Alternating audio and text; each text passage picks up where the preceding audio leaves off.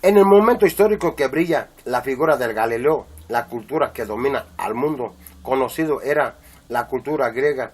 Esta influenciaba y caracterizaba toda la esfera de pensamientos intelectual, teológico y filosófico de su época, primordial en la filosofía griega.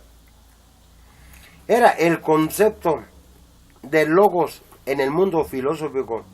En principios de la época cristiana, la confluencia del platonismo medio modificado con el pensamiento estoico, hacia que se postulaba que el mundo de las ideas era una realidad en sí misma, independiente del mundo físico.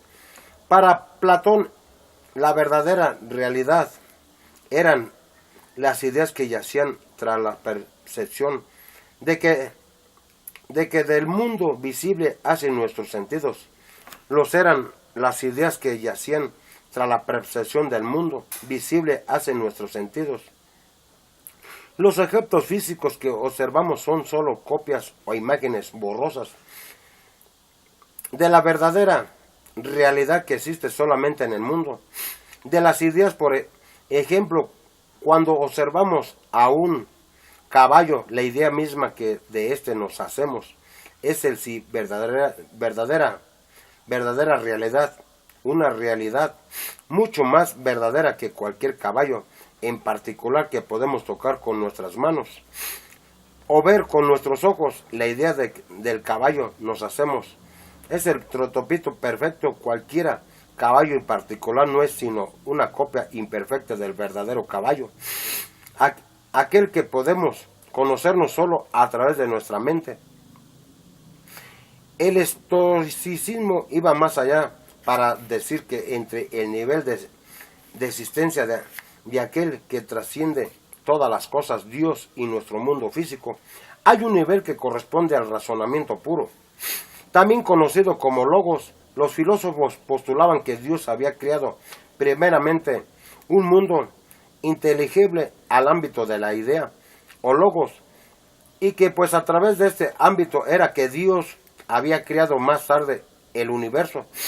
Así que el logos era visto como el instrumento utilizado por Dios para crear y sustentar todas las cosas. Según esta línea filosófica, Dios es idea del prototipo máximo, del cual el logo es una imagen o sombra, y el mundo físico es a su vez una sombra de logos.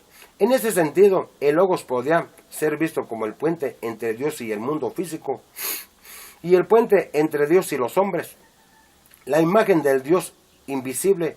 Note que desde esta perspectiva filosófica, si también el logos no era considerado Dios, tampoco era creado de la misma forma que el resto del universo.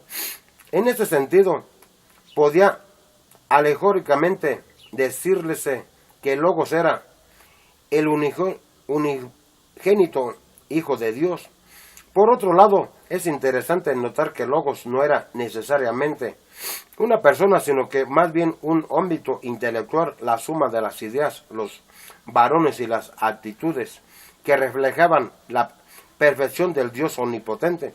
Fueron estas respectivas filosóficas las que nutrieron inicialmente la religión cristiana, y fueron precisamente estas imágenes las que utilizaron los autores neotestamentarios para referirse a Jesús con descripciones tales como: Él era antes de todas las cosas, o Él es la imagen visible del Dios invisible. Aunque estas ideas formaron la base filosófica y religiosa del cristianismo original, no fueron en modo algunos exclusivos a esa fe. De hecho, la evidencia cristiana corrobora que elementalmente filósofos judíos como Aristóbulo, siglo II ante la era cristiana, y Pilo de Alejandría de la 20 de la era común, 47 de la era común, compartían nociones similares dentro del contexto judío. La diferencia es que los filósofos judíos no tropezaron en los mismos errores. Pilo, por ejemplo, escribió acerca de cómo muchos erróneamente confundían al Logos con una deidad como producto de la popular interpretación que prefiguraba el Logos como gobernador y representante de la divinidad, que decía que aquellos sin sabiduría no podían comprender a Dios sin tener que atribuirle tanto un cuerpo físico como atributos humanos. Explica Pilo que estos solo podían entender al Creador por medio de un mensajero y caían en el error de confundir a Dios con ese mensajero. Así vemos que aunque Pilo no era cristiano, amén.